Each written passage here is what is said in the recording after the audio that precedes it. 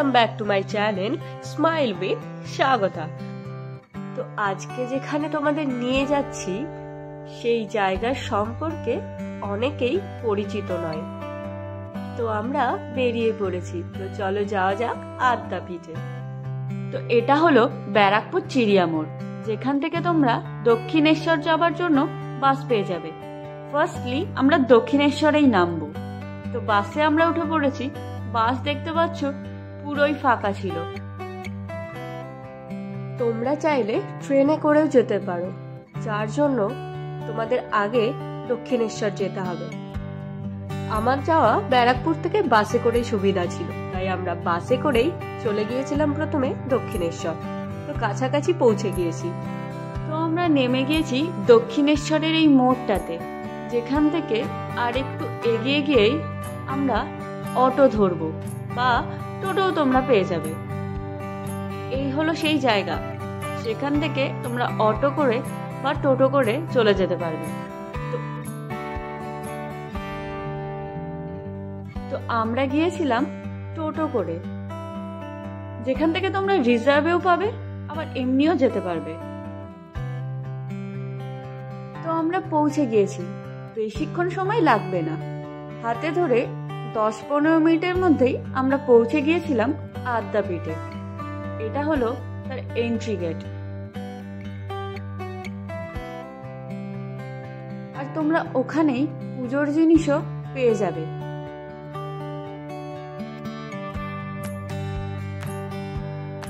তো শুরুতে ঢুকেই তোমরা দেখতে পাবে এই নাট মন্দির, যেটি প্রতিষ্ঠিত করেছিলেন অন্নদা ঠাকুর।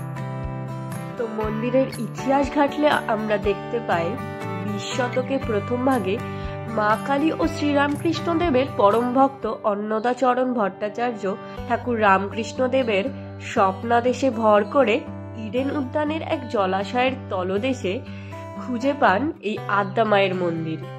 পুজো শুরু হয় নিত্য, তবে মায়ের আদেশেই সেই মূর্তিকে গঙ্গায় বিসর্জন দিতে হয়। ততদিনে অন্নদাচরণ ভট্টাচার্য অন্নদা ঠাকুর নামে প্রতিষ্ঠিত লাভ করেছেন। তারপর মূর্তির ছবি দেখে প্রতিষ্ঠিত হয় এই অষ্টধাতুর আদ্যা মায়ের মূর্তি।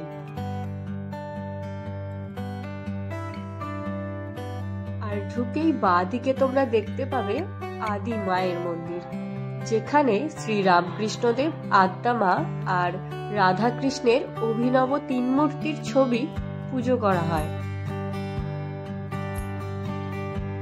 আর এই মন্দিরের গেট তোমরা সবসময় খোলা পাবে, কিন্তু বড় মন্দিরের ক্ষেত্রে সেটা হবে না। তো ভিডিওটা কেমন লাগছে তোমরা অবশ্যই জানিও, আর একটা লাইক অবশ্যই করে দিও।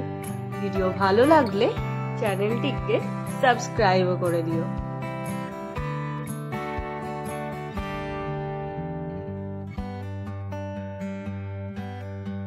তো আমাদের পুজো দেয়া হয়ে গিয়েছিল। তারপর এটা ছিল মায়ের প্রসাদ, যেটার মধ্যে তোমরা সবকিছুই পেয়ে যাবে।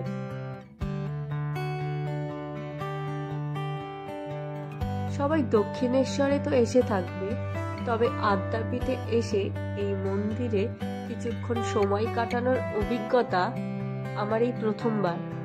খুব শান্তির একটা জায়গা বলতে পারো।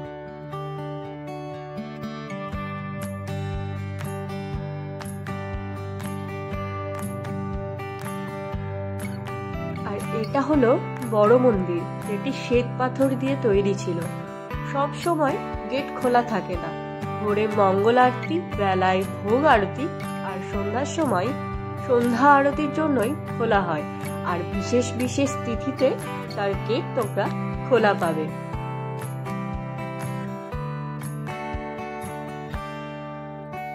এটা ছিল মেন মন্দির, আর এই মেন মন্দিরের সামনেই প্রসাদের কুপনও পাওয়া যায়, আবার ভোগ খাওয়ার জন্য কুপনও পাওয়া যায়।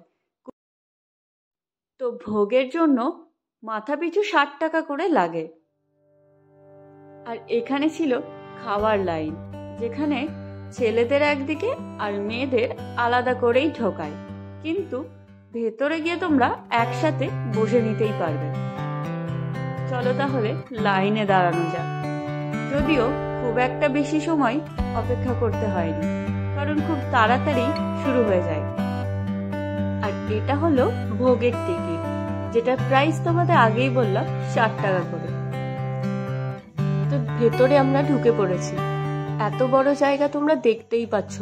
এখানে একসাথে বসে প্রায় কয়েকশোর বেশি মানুষ ভোগ খেয়ে থাকে। তো আমরাও রীতিমতো বসে পড়েছি। তো এরপর দেখাবো তোমাদের মেনুতে কি কি থাকে।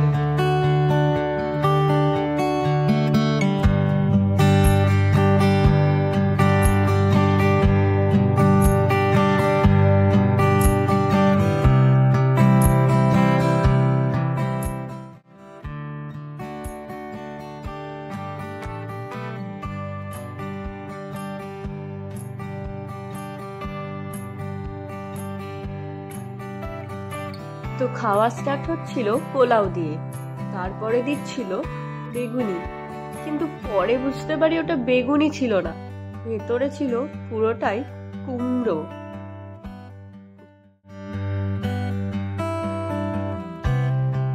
এতগুলো লোককে একসাথে খাওয়ানো কম ব্যাপার নয়, আর এই খাবার দেওয়ার প্রসেসটা আমার বেশ ভালোই লেগেছে। তো তারপরে দিল সাদা ভাত।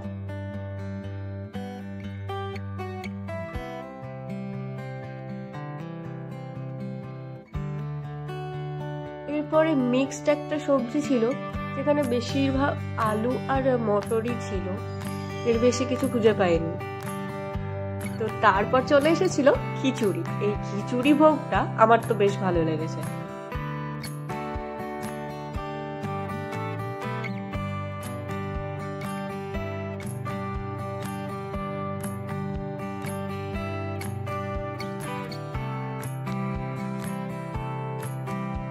তো অলমোস্ট লাস্ট পর্যায়ে চলে এসেছি।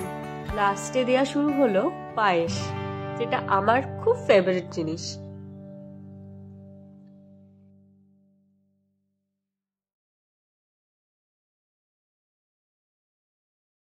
তো আমার খাওয়া তো শেষ, যদিও প্লেট দেখে বোঝা যাবে না, কিন্তু সকলে তখনও খাচ্ছিল।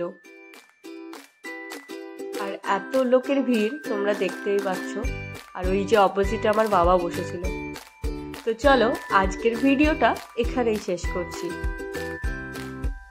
নেক্সট ভিডিও দেখতে হলে চ্যানেলটিকে অবশ্যই সাবস্ক্রাইব করে দিও।